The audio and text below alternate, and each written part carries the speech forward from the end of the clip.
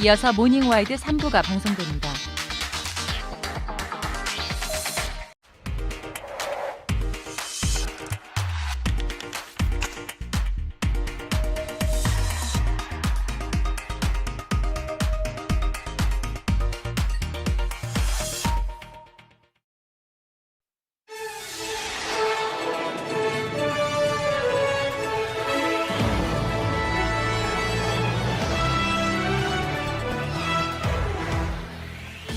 최근 특송화물과 국제우편으로 밀수되는 마약이 증가하고 있습니다. 이에 관세청은 해외 직구를 통한 불법 밀반입 특별단속에 나섰는데요. 자세한 내용 밀착 카메라에서 취재했습니다. 음마아파트가 19년 만에 재건축 심의를 통과하며 서울 주요 다른 재건축 단지들의 기대감이 커지고 있습니다. 침체된 부동산 시장에 미칠 영향 모르면 호되는 경제에서 확인해 봅니다. 잠시 후 뵙겠습니다.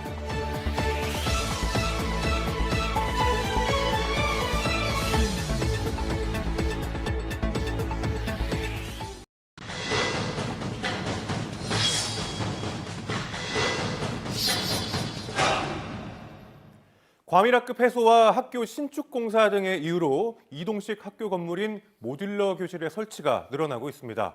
자, 그런데 모듈러 교실의 안정성과 기준이 논란이 되고 있는데요. 자세한 내용 날에서 취재했습니다. 대전의 용산초등학교입니다. 등교 시간인데요. 학생들은 보이지 않고 피켓을 든 학부모들이 보입니다. 지금 보시면 이 학교에 모듈러 설치를 반대하는 학부모들이 아침부터 나와서 시위를 하고 있는데요. 들어가서 이야기를 들어보도록 하겠습니다. 지난 17일부터 시작됐다는 등교 거부. 용산지구 개발 당시에 학교 용지가 있었는데 당시 학생 수 예측을 한 560명 정도로 했고 그 분양이 끝나고 나고 아이들을 조사해 보니까 약 1,200명 정도가 나오니까 교육청에서도 지금 부랴부랴 세운 대책이 모듈러인데 약속했던 학교 건물이 아닌 이동식 모듈러 교실을 짓겠다고 하자 학부모들은 아이들의 등교 거부를 선택한 겁니다. 왜 자꾸 모듈러를 고집하는지. 기본적으로 모듈러는 가건물입니다. 가설 건축물. 근데 그 가설 건축물에서 아이들이 5년 동안 있어야 된다라는 부분이 있고요. 아이들의 안전과 학습권에 모두 영향을 줄 수밖에 없다라는 게 문제입니다. 작년 11월 일방적으로 학부모에게 통보가 됐다는데요. 모듈러 교실이란 공장에서 골조와 마감을 미리 제작한 뒤 현장으로 옮겨 블록처럼 조립하는 임시 교실입니다. 주로 대체 학습 공간이나 과밀학급을 해소할 때 사용하고 있습니다. 학부모들은 교육청에서 제대로 된 안내도 없이 모듈러 교실 설치를 강행했다고 주장을 하고 있는데요.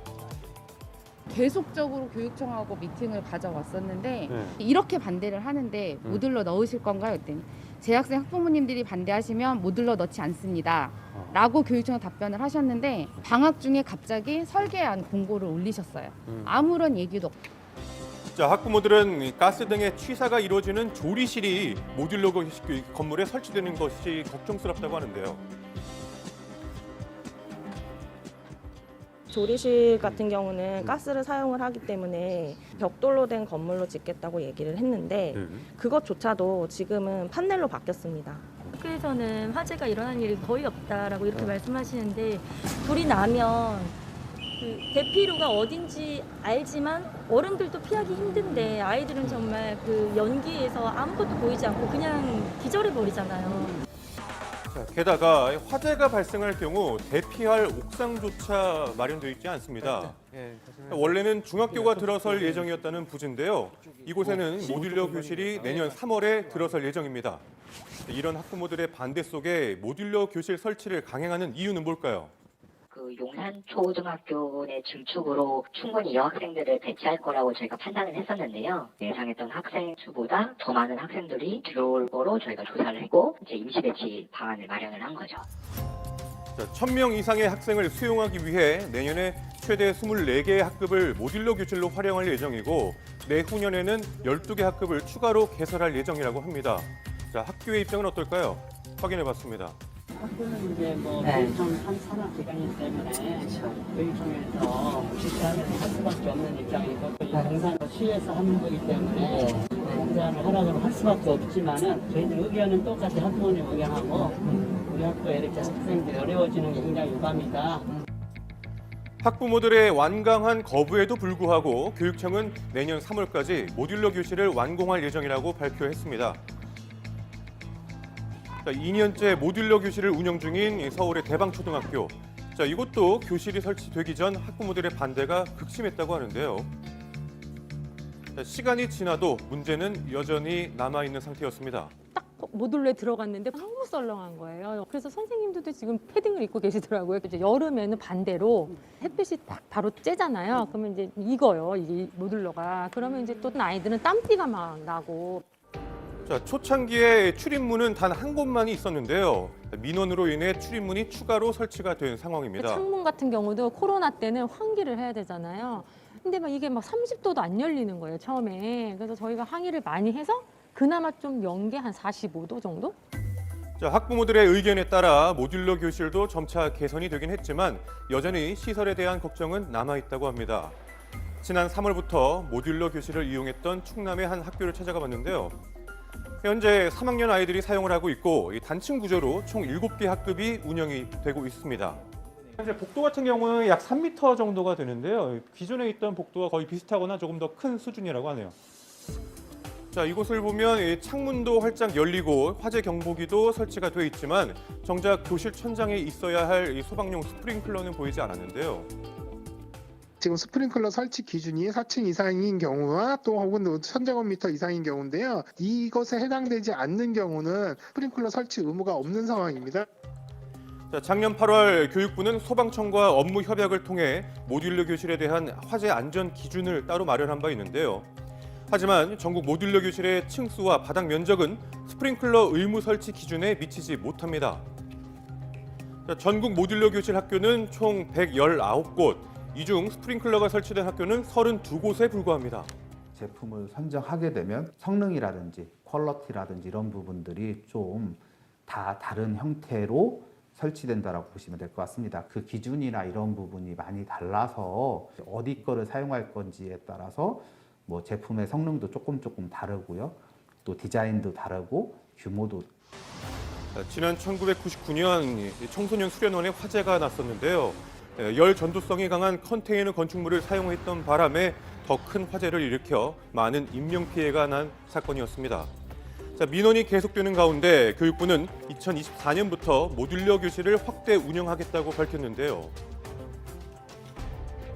모듈러 교실의 수요는 증가하고 있는 가운데 아이들의 안전이 방치되고 있는 건 아닌지 우려가 나오고 있습니다. 통해서 난연제가 아닌 불연제가 사용됐는지를 확인하고 제3의 검증 기관이 그런 것들을 검증할 수 있게끔 테스팅하고 검증된 제품을 사용할 수 있게끔 시스템이 구축되어야 되지 않을까. 네, 아이들의 안전을 위해 모듈러 교실의 명확한 규정 마련이 시급해 보입니다.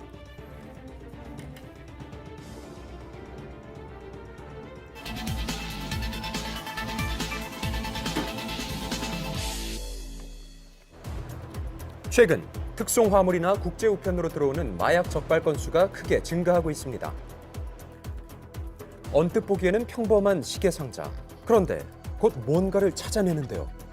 근대문에 채워져 있어서 여기 안에 들어있잖아. 종이 상자를 가르자 골판지의 빈 공간에 숨겨져 있던 가루가 쏟아집니다. 이건 바로 필로폰. 화장품통에 내용물을 비우고 마약을 채워 넣거나 자동차 부품한 빈 공간, 또 전기 냄비나 커피포트 등 전자제품 속에 마약을 넣어서 밀반입하기도 하죠. 코카인입니다.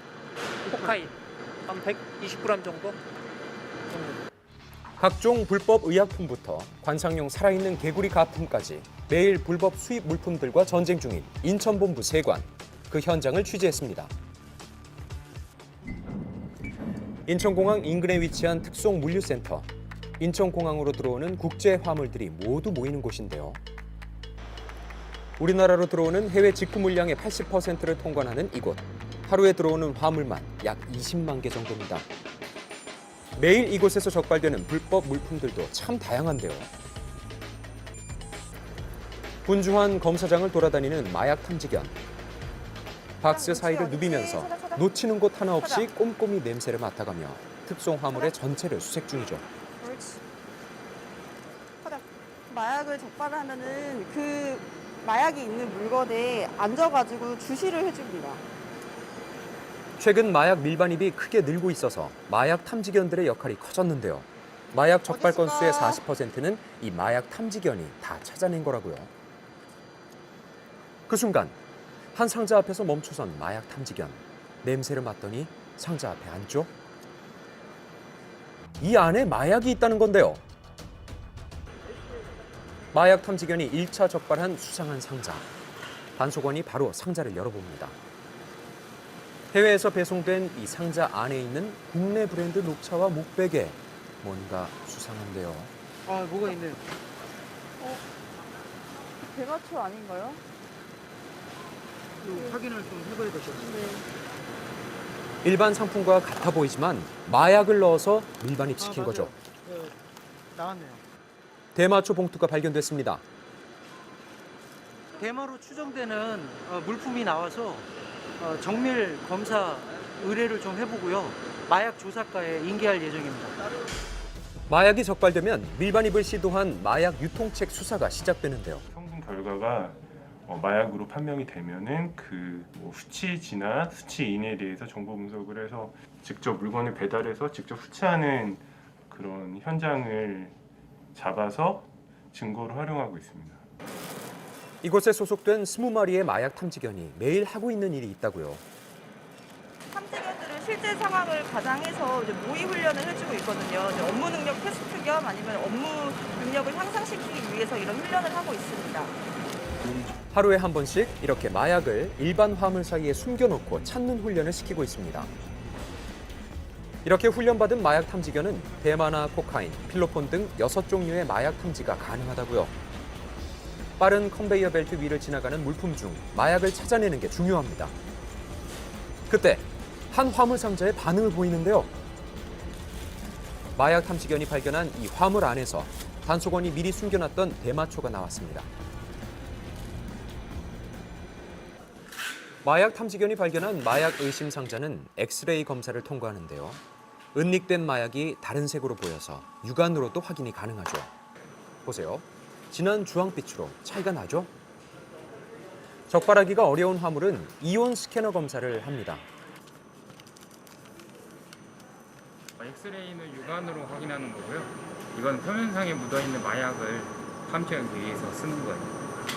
이렇게 화물의 표면을 닦아서 장비에 넣으면 마약을 찾아내는 방식인데요. 소량의 마약이 묻어 있어도 다 찾아낼 수 있다고요.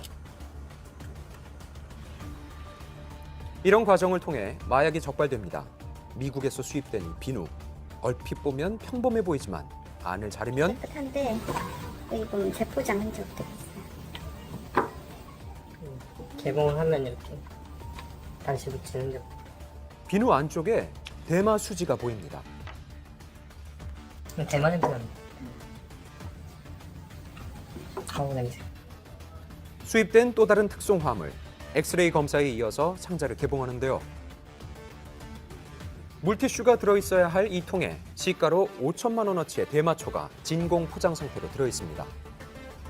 최근 국내 마약 수요가 급증했는데요. 그렇다 보니까 마약 밀반입이 늘고 그 수법까지 점점 교묘해지고 있죠. 의사의 처방 없이 사용 금지된 의약품도 반입 불가 물품인데요. 과자라고 신고된 특송 화물. 상자를 열자 수십 개의 주사기가 나왔습니다. 미용 시술을 위한 의료기기입니다. 허가 없이 반입하기 위해서 식품사에 은닉하여서 밀반입하고 있습니다. 최근 동남아시아에서 들어온 미용용품 중 이런 불법 의료용품이 늘었다고요. 가짜 성기능 의약품이나 중국산 불법 마취크림을 화장품이라고 속여서 수입한 일당이 적발되기도 했습니다. 이렇게 특송 화물인 척 몰래 들여오는 물품이 급증해서 세관 검사 역시 더욱 철저해졌는데요. 11월 중국의 광군제와 미국 블랙 프라이데이 등 대규모 할인 기간에 늘어나는 밀반입. 그렇기 때문에 요즘이 가장 바빠질 때라고요. 관세청에 식료품이라고 신고되어 있지만 엑스레이 검사에서 식료품이 아닌 다른 게 검출됐습니다. 상자를 열어보니 고가의 가방이 여러 개 나오는데요. 가방이 신호가 안 되어 있고 지금 포장 상태나 이런 걸 봤을 때는 진품이라고 생각되지 않기 때문에 일단 보류를 하고 진품 여부에 대해서 확인을 해봐야 될 것 같습니다. 세금을 회피하기 위해 물량이나 가격을 허위 신고하거나 다른 물품이라고 신고해서 밀수입하는 경우가 증가했습니다. 고가의 해외 의류, 가격과 개수를 모두 적게 신고해서 적발된 거죠. 이 고가 브랜드 의류인데 신고된 내용은 영국 제품이라고 신고되었는데 지금 아르메니아로 되어 있거든요. 포장 상태를 확인해 보니 가품이라고 의심되는 상황. 이런 가품 의심 제품들은 따로 모아서 감정을 받습니다. 바느질 마감재나 원단, 브랜드 프린팅 등 다양한 방법으로 가품을 구별하고 있죠. 일평균 300건 정도 들어온다고 보면 그중에서 95% 이상은 제 지식재산권을 침해했다라고 보고 있습니다. 감정 결과에 따라서 가품이라고 판명 날 경우 세관에서 바로 압수돼 모두 폐기시킵니다. 올해 9월까지 해외 직구 건수는 약 7천만 건, 작년보다 더 늘었는데요. 들어오는 화물이 늘어나다 보니 다양한 이유로 적발되고 있습니다. 엑스레이에서 위험 화물을 적발한 상황. 순간 긴장감이 감도는 검사장. 총기였습니다. 물건 확인해보니 실제 총기와 비슷한 제품들이 포함되어 있어서 검사가 필요한 화물입니다. 장난감이라고 신고된 이 총. 하지만 뭔가 수상해 보이죠? 재질과 크기가 달라 보이는데요. 상자를 개봉해 보니 부품별로 따로 포장되어 있었습니다. 한눈에 봐도 실제 총기와 유사해 보이네요. 사실 완제품으로 들어오는 경우에는 세관을 통과하기 어렵기 때문에 이렇게 반입을 해서 부품품 형태로 교묘하게 반입을 시도하는 경우가 있습니다. 장난감이지만 인체에 해를 가할 만큼 위험성이 높다고 판단돼 총포 도검류 안전관리 법률 위반으로 적발됐습니다. 해외 직구를 통해서 물건을 구매하는 경우 보건 안전 정보를 꼼꼼하게 확인해서 직구 금지 품목을 구매하지 않도록 주의하셔야겠습니다. 네, 최근 개인 통관 고유 보호를 도용해서 불법 밀수입하는 경우도 급증하고 있습니다. 네. 올해 9월까지 접수된 개인 통관 고유 보호 도용 피해 1,160여 건입니다. 굉장히 많은데요. 네. 해외에서 물품을 내가 구매한 적이 없는데 해외 직구 물품이 세관을 통과했다는 알림 문자를 받았거나 또 불법이라고 의심되는 제품의 온라인 판매 행위를 목격하는 경우 관세청 콜센터인 125로 꼭 신고하시기 바랍니다.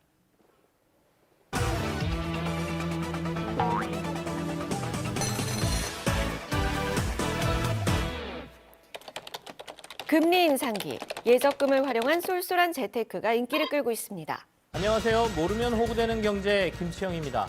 한국은행 기준금리가 10년 만에 3%대 이상으로 치솟으며 예금 짠테크가 주목받고 있습니다.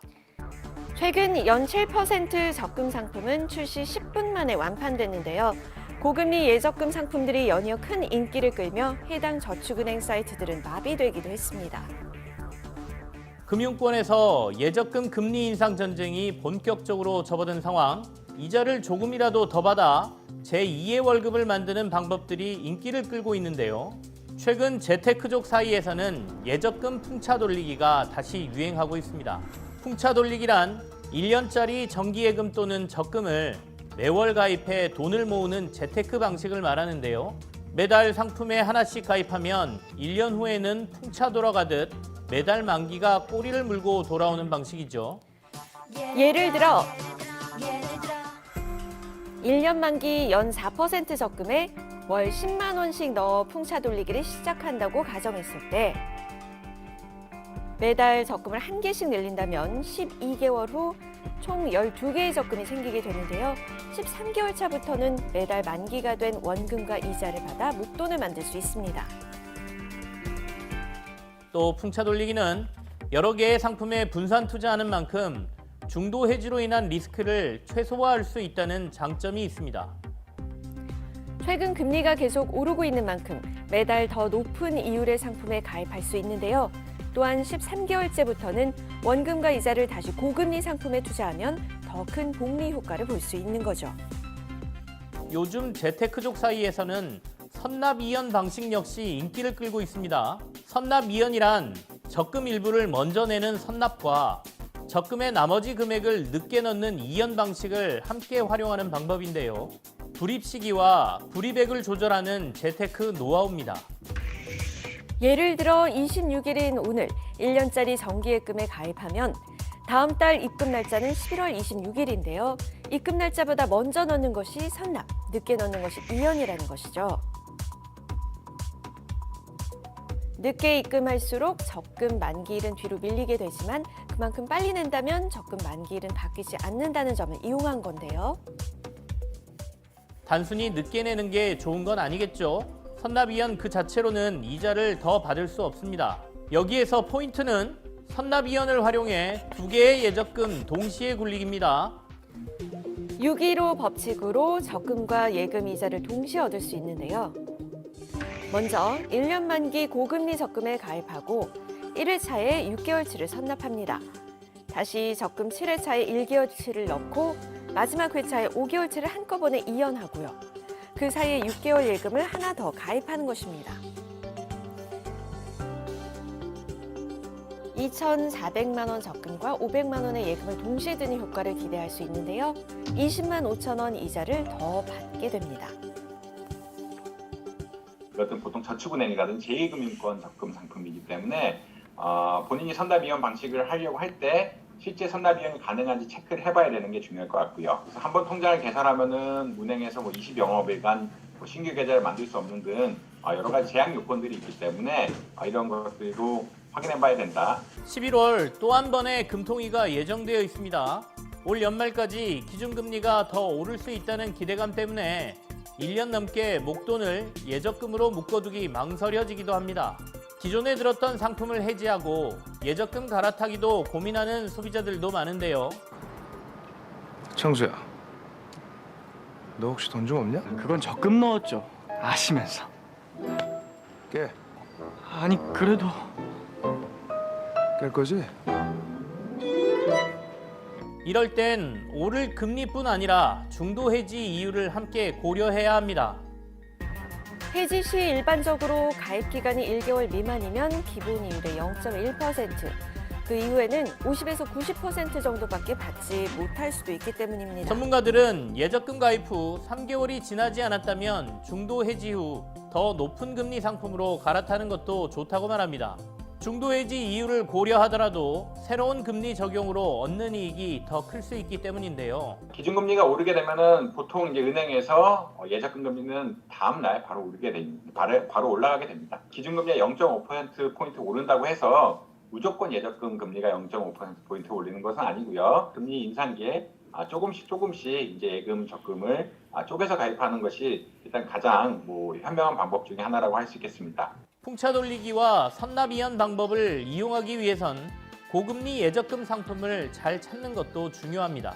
금융감독원 파인이나 은행연합회 포털 등을 통해 고금리 예적금 상품을 잘 찾아 활용하시면 좋을 것 같습니다. 19년 만에 재건축 심의 통과, 침체된 부동산 시장에 기대감이 커지고 있습니다. 지난 19일 서울 강남 재건축의 상징인 은마아파트가 재건축 심의를 통과했습니다. 1979년에 준공된 은마아파트는 강남구에서 두 번째로 큰 규모인 만큼 강남 재건축의 상징으로 여겨졌었는데요. 이번 계획안에 따라 최고 35층, 약 5,700여 가구의 초거대 단지로 탈바꿈하게 됩니다. 해당 아파트는 1998년에 재건축 사업 추진이 시작됐지만 이후 2010년 전까지 예비 안전진단에서 세 차례나 통과하지 못하는 등 사업이 번번이 중단됐는데요. 2003년 재건축 조합 설립 추진위원회가 설립된 지 19년, 서울시 도시계획위원회에 상정된 지 5년 만의 일입니다. 재건축 심의 통과 후 아파트 주민들과 인근 상가 상인들의 분위기는 어떨까요? 직접 찾아가 봤습니다. 저희 필터 값만 30몇만 원씩 들어요. 그래서 빨리 했으면 좋긴 하겠어요. 분담금이 4억 정도 내야 되잖아요. 우리로서는 조금 부담스럽긴 하지만은 그렇지만은 하긴 해야 된다고 생각해요. 주민들은 대체로 긍정적인 반응, 반면 상가의 상인들은 다소 걱정스러운 반응이었는데요. 죽을 지경이에요. 이 코로나 때문에 2년, 3년 동안 버텨왔는데 이제 재건축이 이제 승인 떨어지면은 뭐 바로 직격이죠. 사실 인원은 상관없어요. 인원 상관만큼 이렇게 모이는 상관가 없기 때문에 상인들은 떠나고 싶지 않죠. 그리고 이제 재건축이 되면 비싸지잖아요. 그렇죠? 비싸지니까 전부 이제 걱정스러운 마음이죠. 첫 단추는 채웠지만 변수는 많습니다. 아직 재건축 조합조차 설립되지 않은 상태입니다. 통상 5년에서 6년에 걸쳐 조합 설립, 사업 시행 인가 등을 거쳐야 비로소 착공과 분양에 들어가는데요. 큰 규모의 상가 조합원들에게도 동의를 얻어야 하는 데다 재건축 초과이익 환수제와 분양가 상한제에 발목을 잡힐 수도 있습니다. 상한 용적률 250%를 적용받았는데요. 하지만 애초에 재건축 추진위가 49층 재건축을 기대했던 만큼 용적률이 많이 늘지는 않았다고요. 용적률 제한으로 인해서 추가로 만드는 세대수가 감소하게 된다면 개별 조합원 입장에서는 부담해야 되는 금액이 매우 커지게 됩니다. 재건축 추진 동력을 확보하려면 조합원의 적극적인 참여가 필수인데요. 사업성이 낮다 보니 추가 분담금에 대한 고민이 커지면 참여가 더딜 수도 있다는 우려가 나오는 것이죠. 기존 시세 19억 원이었던 이곳. 서울시 심의 통과 다음 날 호가가 1억 원 정도 오르기도 했다는데요. 음마아파트 재건축 승인 이후 부동산 시장에는 어떤 변화가 있을까요? 관심들은 많이 있으신 것 같아요. 원인은 좀 일어나고 있습니다. 아직까지는 발표한 지가 며칠 되지 않아가지고 진짜로 매도까지 이루어지진 않았고요. 어쨌든 2년을 살아야 되고 실거주를 해야 되고 거기에 대한 자금 부담이 너무 심한 것이 지금 문제입니다. 금리가 계속 상승을 나가니까 매수 심리는 아직 움직이지 않은 것 같습니다. 중개업소 관계자들은 크게 의미를 부여하지 않는 듯합니다. 무엇보다 시장이 전반적으로 하락해 파급력이 크지 않다고 보기 때문입니다. 하지만 오랜 기간 재건축을 기다려왔던 아파트가 재건축 승인이 난 만큼 집값에는 영향이 적지 않을 것으로 예상됩니다. 음마아파트가 이번에 재건축 허가를 취득하게 됨으로써 다른 노후 아파트들도 재건축 관련된 일허가를 취득할 가능성이 더욱 높아진 것으로 평가할 수 있습니다. 음마가 재건축 2주 단계에 직접 들어가게 된다면 그 시점 전후로 해서 인근 지역의 전세 가격이 오를 것으로 예상할 수 있습니다. 도심의 건물들은 시간이 지나면 시대의 변화에 맞게 재개발되기 마련이죠. 개발 이익을 확보하기 위해 세대수를 늘려 고층으로 아파트를 짓는 건 인구 밀도를 높여 주변 교통 문제 등을 유발하는 등 다양한 도심 고밀 개발 문제 등을 야기합니다. 부동산 침체기입니다. 이 상황에 서울 강남 재개발의 상징인 음마아파트의 재개발이 어떻게 진행되는지 앞으로도 많은 관심을 받을 것 같습니다.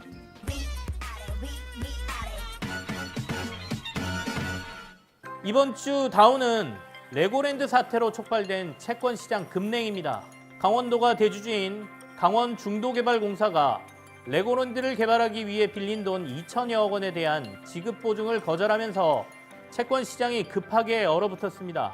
2천여억 원을 못 받는 게 문제가 아니라 강원도, 다시 말해 지자체가 지급 보증한 채권도 안전하지 않구나라는 불안감이 채권시장을 휩쓴 겁니다. 주말 사이 정부가 나서 채권시장에 50조 원 이상을 들여 유동성을 보강하고 지자체 지급보증 채권에 미지급은 없다고 선언하며 일부 안정됐지만 한번 시장을 뒤흔든 불안감이 쉽게 가시지는 않는 분위기입니다. 이번 주 업은 종이를 만드는 데 들어가는 펄프 가격 오름세입니다.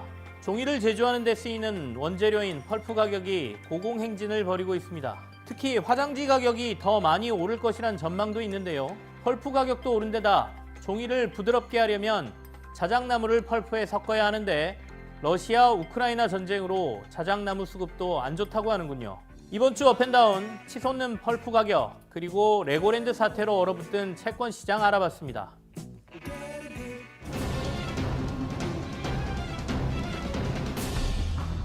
서울시 구로구 한 주택가. 경찰들이 강제로 문을 개방합니다. 여기 돈 여기 다 있어요. 자 여기 돈 자 이따가 얘기하세요. 추첨식 전자복권의 불법 영업장을 급습한 겁니다.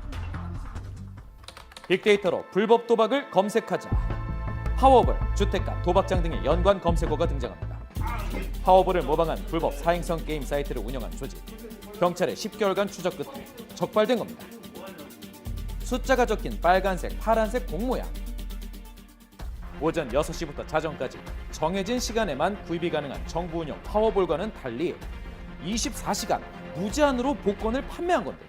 현장에 파워볼 스크린 하나 큰 거 하나 있고요. 그다음에 인터넷 컴퓨터, 복표 발행기가 설치되어 있습니다. 단속을 피해 중국에 본사를 두고 서울과 수도권 일대 주택가에 도박장 총 70곳을 조직적으로 운영했습니다. 구매 한도가 무제한으로 일확천금을 노린 이용자들이 사용한 돈은 지난 한 달간 56억 원. 그 내부 이용자들의 그 신고를 기초로 해서 여러 지역 총판에 대한 압수수색이 수차례 있었습니다. 도박 공간 개설죄와 사형행위 규제에 관한 법률 위반, 복권법 위반 등 혐의로 14명을 검거하고 이 중 7명을 구속하였습니다. 불법 도박장은 유동인구가 많은 번화가에서도 쉽게 볼 수 있는데요. 서울 강서구 도심 한복판에 위치한 한 홀덤펍. 1년간 바로 옆 별도 공간에서 불법 도박장이 운영됐습니다. 홀덤펍은 술을 마시면서 카드 게임을 즐기는 주점인데요. 이곳을 찾은 손님을 불법 도박장으로 유인한 겁니다. 이렇게 불법 도박장의 이용자는 무려 2천여 명. 상당하네요. 네, 현장은 외부에서 보이지 않도록 차단돼 있었는데요. 현금을 출금해 칩으로 도박을 한 뒤 다시 칩을 현금화하는 수법을 이용한 도박장. 이곳에서 오고 간 금액은 620억 원입니다. 전문가는 이러한 불법 도박장의 단속 어려움을 말합니다. 합법적인 영업을 가장하기 때문에 일단 덮쳤을 경우에 칩을 이용해서 게임을 하기 때문에 여기까지는 사실 도박이 아니거든요. 그러니까 현장에서 이루어지지 않는 환전에 대해서 증거 수집을 하기가 굉장히 어려웠고 경명하군요. 굉장히 좀 세탁을 많이 하는 과정들이 여태까지 있었다라고 볼 수 있습니다. 현금 거래가 불가한 홀덤펍에 ATM 기기가 있었던 겁니다. 부산 도심과 충남 가정집에서 이루어진 일명 아도사키 도박. 한 번에 수억 원이 오가는 도박판이 벌어졌습니다. 폐쇄로 TV까지 설치해 실시간으로 단속에 대비했는데요. 누구나 일상 속에서 접할 수 있는 불법 도박. 그렇기에 도박 중독에 빠지기 쉽다는 겁니다. 강원랜드에 갔다가 300만 원 가까운 돈을 땄었거든요. 강원랜드는 지리적인 한계가 있으니까 결국 쉽게 접할 수 있는 불법 도박들 이런 곳에 가서 처음에는 여윳돈으로 했었고 결국 남의 돈들을 빌리게 됐고 제도권 안에 있지 않은 사채까지 손을 대게 되는 그런 과정을 겪었습니다. 전문가는 진입 장벽이 낮아지는 도박의 위험성을 말합니다. 접근해서는 안 된다고 생각했던 사람마저도 경계심을 늦추고 이게 뭐 쉽게 접할 수 있고 그다지 뭐 문제되지 않는구나라는 것에 약간 중독이 되어가기 시작을 하거든요. 그 경계가 깔딱 넘어가기 시작하면서 문제가 발생하는 것인데 도박 사이트는 해외에서 서버를 관리해 단속이 쉽지 않은데요. 온라인 도박을 검색하자. 도박 사이트, 해외 서버, 다단계 구조 등의 연관 검색어가 등장합니다. 5조 7천억 원 규모의 불법 도박 사이트를 운영한 조직.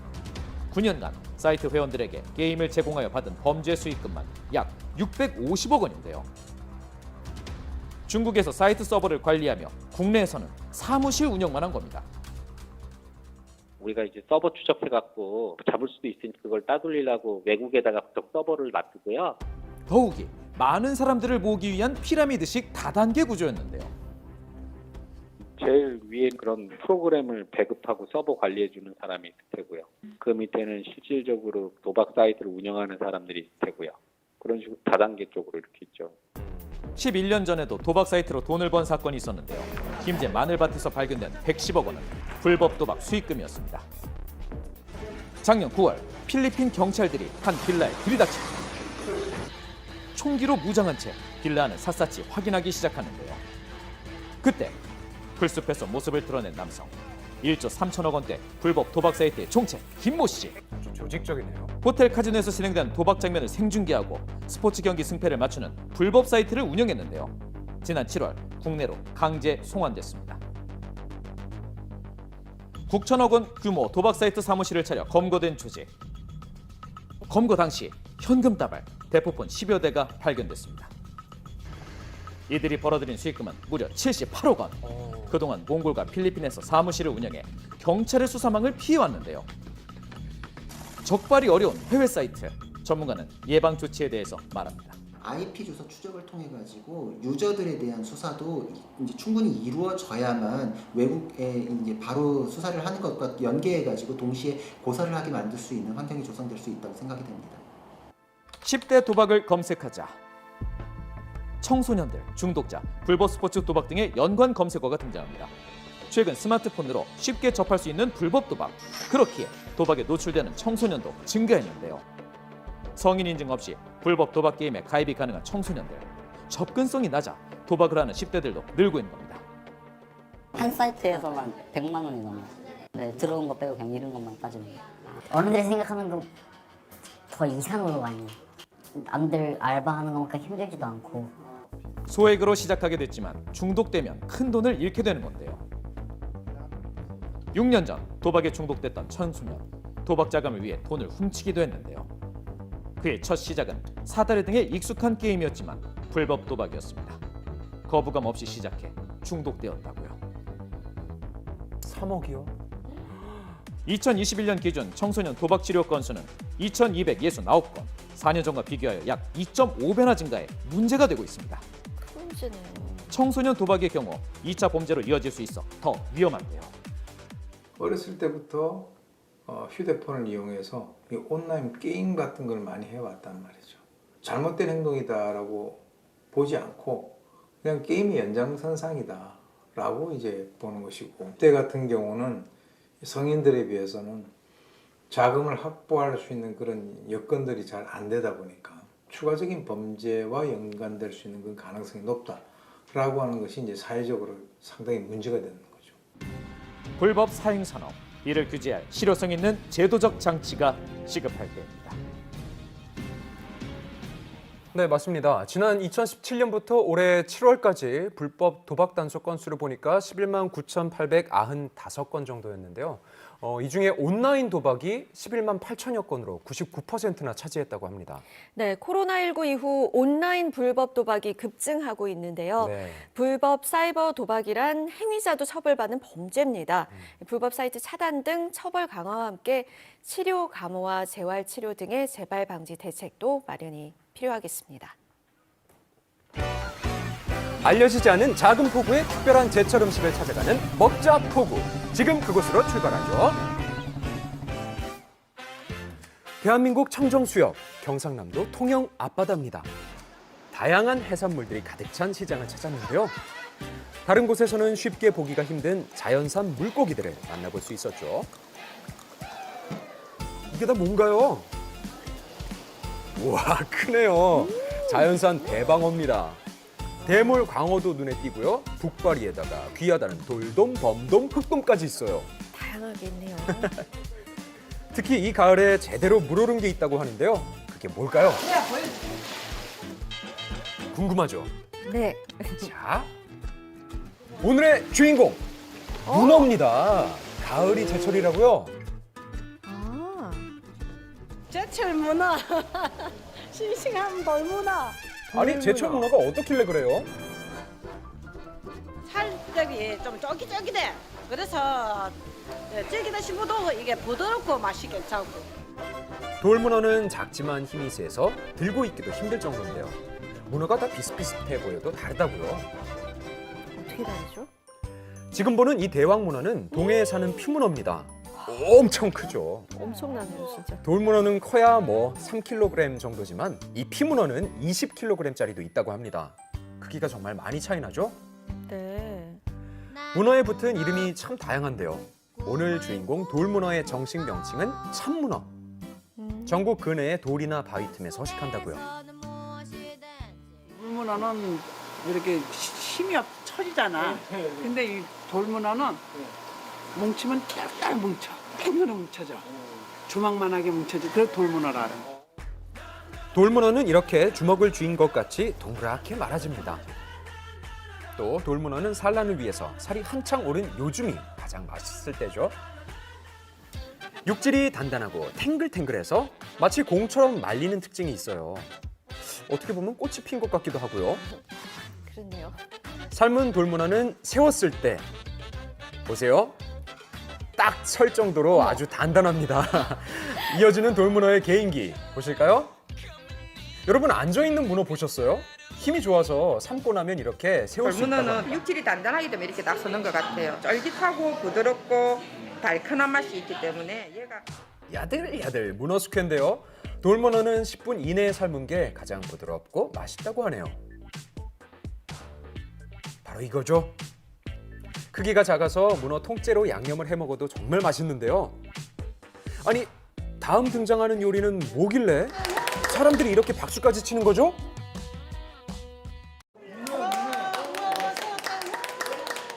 해물탕의 활용 점정. 제철 문어를 통으로 올려서 맛을 완성합니다. 질겨지기 전에 얼른 잘라서 맛을 봐야 해요. 돌문어 맛 어떠세요? 너무 맛있지. 그쵸? 너무 맛있어 지금. 여기가 좀 특별한 것 같아요. 요즘 또 이런 별미가 없죠? 국물 탱글하고 부드러워요. 안 질겨. 씹을수록 달큰한 맛이 입안 가득 차는데요. 이 시기에 돌문어는 입에 착착 감기는 감칠맛 때문에 전국은 물론이고 세계인까지 인정할 정도라고 합니다. 한국 문어가 그렇게 맛있다는 소문을 듣고 멀리 싱가포르에서 온 손님. 입안에서 톡톡 부드럽게 터지는 식감. 맛있어. Very good. Very chewy. Tastes good. 그쵸? 자, 해가 뜨는 고성 굴령포의 아침입니다. 돌문어를 잡으러 왔는데요. 빨리 출항하시다. 오늘 돌문어가 얼마나 잡힐지 기대됩니다. 고성과 통영 사이 이곳 자람만에는 천혜의 양식 환경이 조성돼 있는데요. 불량식장하고 가리비 양식장이 같이 있습니다. 여기는 미국에서 인정한 FDA를 통한 바다이기 때문에 믿을 수 있다 봐야지. 이 자람만은 미국 FDA도 인정한 청정 해역으로 조류가 빠르지 않고 수온과 영양분이 풍부합니다. 드디어 조업 시작! 통발을 하나씩 올리는데요. 아니 그런데 잡히라는 문어는 안 잡히고 문어 미끼를 몰래 먹으려고 들어온 돌개뿐이네요. 그렇네요. 좀 더 빼봐야 돼. 돌문어가 이 돌개를 또 먹으러 온다고요? 기다려보죠 뭐. 들어왔다. 왔나요? 통발 안에 뭔가 들어있는데요. 이거 문어인가요? 문어 맞죠? 와, 이야, 오늘 첫 번째 문어가 잡혔습니다. 힘이 정말 세죠? 정말 돌돌 말려있네요. 아이고 문어 씨, 우리 얼굴 좀 보여줘요. PD님이 오시고 이래서 그랬는 거 바로 낯을 가리는 거 봅니다. 이어서 계속해서 문어가 올라옵니다. 그런데 딸랑딸랑거리는 소리가 들리는데요. 문어를 꺼내는데 빈 게 껍데기가 함께 떨어집니다. 이게 다 뭐죠? 문어가 빨아먹은 거지. 문어가 같이 있다 보니까. 아, 통발 안으로 들어온 게를 잡아먹으려고 통발에 들어왔다가 잡힌 문어라고요. 문어 살려! 엄청 빠르죠? 빠르네요. 네, 더 이상 도망칠 곳이 없다는 걸 알았는지 스스로 어창으로 뛰어들어갑니다. 아이고야. 뭐 뛰어야 되는 거 할까? 그 정도로 빠릅니다. 어떤 데는 뭐 바닷속으로 탈출하는 경우도 가끔 있어요. 자, 보세요. 문어가 얼마나 빠른지 보여준다고 하는데요. 아니, 다리가 어머. 많아서 그런가요? 아, 문어가 원래 이렇게 빨랐어요? 너무 신기한데요? 오, 계속 이어지는 조업. 힘 좀 보세요. 먹기 좋은 사이즈입니다. 400에서 500g 정도 무게가 먹기에 가장 좋은 돌문어라고 하네요. 돌문어는 타우린과 오메가3, 단백질이 풍부한 천연 자양 강장제인데요. 이건 만만치 않습니다. 카메라까지 집어 삼키려고요. 이 최고입니다. 약 160개의 통발을 올리고 내리고를 계속 반복합니다. 능숙해 보이지만 이제 경력 1년 차의 축포 선장인데요. 그전에는 직장 생활을 많이 했지. 직장 생활을 한 30년 했지. 스트레스 많이 받고 정해진 시간에 해야 되고 뭐 이런 게 있으니까 이건 자유가 있으니까. 3년 전에 귀여를 했고요. 20년 경력의 장인 어른한테 통발 조업 노하우를 전수받는 중이죠. 맛은 문어가 여물어지면서 맛은 있는데 수량이 많이 줄어요. 새벽 6시부터 시작됐던 조업 종료. 오늘 조업으로 돌문어 30마리 정도를 잡았습니다. 많죠? 고생한 사위를 위해서 장인 어른께서 준비한 문어 라면과 문어 숙회. 아, 부러워요. 나가서 고생했다. 다음번만 우리 맛있게 먹자. 일하고 들어와서 먹는 밥은 꿀맛이죠? 얼마나 문어가 맛있을까요? 가을이 돼서 그런가 한 맛이 더 있습니다. 쫄깃쫄깃하면서. 문어 드시러 오세요. 몸보신이 필요한 이 계절. 이번 주 문어 어떠세요? 먹자 포구였습니다.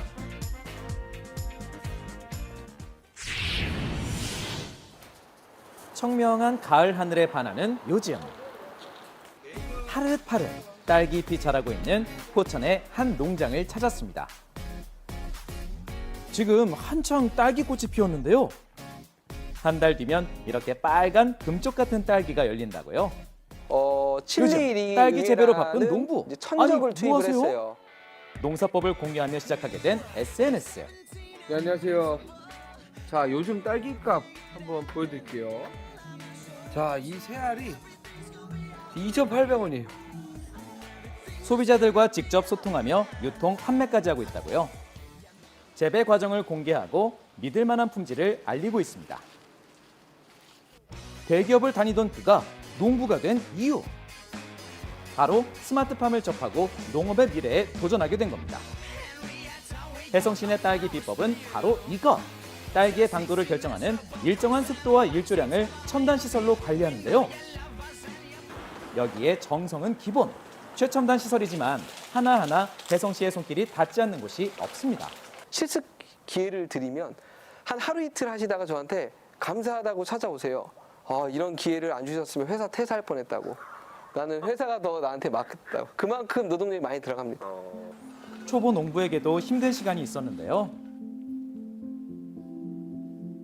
저희 포구 왔을 때 저도 살다 이런 집중호우가 온 건 처음 경험했는데 그래가지고 피해본 피해액만 약 3천만 원 정도 피해를 봤죠. 그래도 다시 힘을 낼 수 있었던 것은 농사에 대한 열정으로 함께 일을 하는 청년들이 있기 때문이었습니다. 지난 주말 북적이는 반포 한강공원. 넌 딱 맞는 거다. 야, 너 그런 좋아하잖아. 이제 너는 이마인일 것 같아. 아니야, 알겠다. 나 끝났어. 스마트폰으로 무언가를 검색하는 듯한데 아니 다들 뭐하고 계세요? 지금 농업 MBTI 하고 체험하고 있어. 농업 MBTI 체험하고 있어. MZ세대에서 화제인 MBTI 검사. 나의 기질과 성격에 맞는 농업을 알아보는 건데요. 오, 실제 MBTI랑 똑같이 나왔어요. ESTP 나왔습니다. ESTP요? 네. 농업 드론 전문가부터 종자 연구원까지 자세히 알지 못했던 다양한 농업 관련 직업을 소개하고 있다고요. MBTI가 자기가 되게 진솔하잖아요. 그러니까 진솔한 거 관련해가지고 하니까 농업에 대해서 관심도 생기고 되게 좋은 행사인 것 같아요. 갓생을 통해서 농업 농촌에서 다양한 가치를 얻는다는 의미입니다. MZ세대를 비롯한 많은 분들에게 우리 농업 농촌에 이렇게 다양한 가치와 직업이 있구나라는 생각을 할 수 있는 기회가 되었으면 좋겠습니다. 최첨단 기술로 혁신적으로 발전하는 대한민국 농업. 젊은 농부와 함께하는 농업 농촌을 응원합니다. 네, 오늘도 청명한 가을 하늘 보실 수 있겠습니다. 네. 서울의 아침 기온은 7도 등 전국 대부분 지역이 5도 안팎으로 쌀쌀하겠습니다. 특히 낮부터 기온이 오르면서 평년 기온을 회복할 걸로 보입니다. 일교차가 크니까요. 환절기 건강관리 잘하시기 바랍니다. 즐거운 하루 보내시고요. 저희는 내일 아침에 다시 인사드릴게요. 고맙습니다. 고맙습니다. 그게 참 아파